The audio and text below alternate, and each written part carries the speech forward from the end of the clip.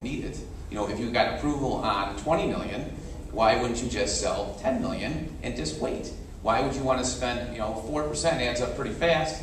If you just sold half, and so you did 10 million instead of the second 10, that's $400,000 a year. 3 years, it's 1.2 million. That adds up real fast. So I don't know if the current board had thought about that, but it seems very sensible. We got time for a couple more questions, all the way in the back. Talking about debt service for the future, this about every property that we hear we have a higher debt service in the future.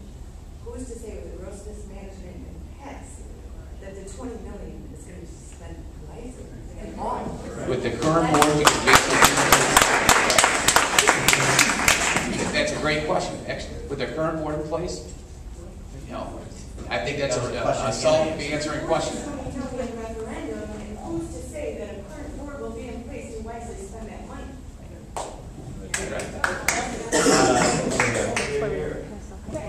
I don't want to talk about the 20 million because you don't have it. It hasn't been voted on, it's approved or not approved.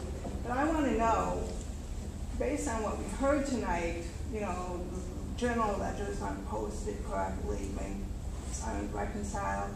What controls are going to be put in place? What internal controls are going to be put in place? What reporting is going to be put in place for the taxpayer to see that all of our dollars are accounted for and spent wisely by this board?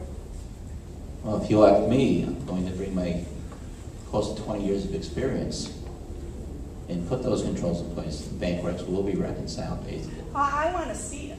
I'm not on the board. I can't show you. Elect us. We're going to put elect me, and I'll be as open as possible. Great idea. I mean, each voter in this village, each voter in this town has got to see this.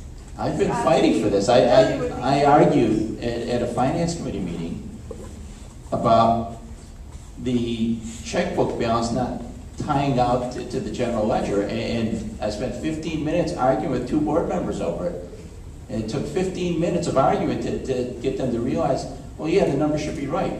Well, what allowed them to get away with that? How can we change it? You allowed them to do it. Right. We will work for that. We need to correct that on April 5th. Right. We will work for that.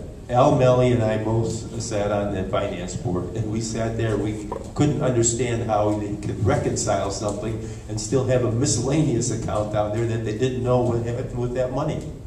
On label, it had, it wasn't spent or anything else. It was just an open pocket of money that they used to balance the account.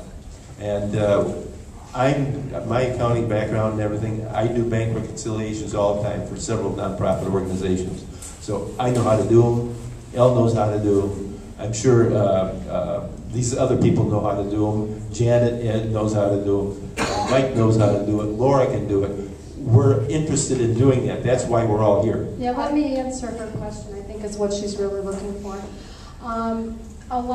You need to talk to all the candidates that are running. I believe we stand for, I'll speak for myself, accountability, transparency. I realize that most people don't have time to attend all the board meetings and see everything that's going on. We can, if we have a majority and you have like-minded people, we can implement things that don't cost money to implement. There's no reason why the taxpayers can't see public documents like invoices and where our money's going and being spent. We can make that happen and put it up on the district's website. You can view it from your home at any time that you'd like, 7 days a week, 24/7. There's things that we can do so that you, as a citizen, can work with us as a board.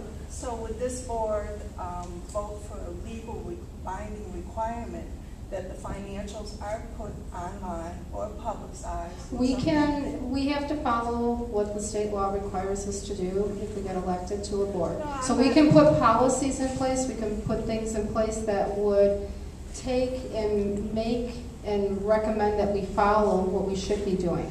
Currently, what we have right now is a board that put policies in place, and at the last board meeting, they turned around and didn't even follow them. And what they said to the public when they did that was, policies are just intent. We don't have to follow them. Basically, is what they said. Let's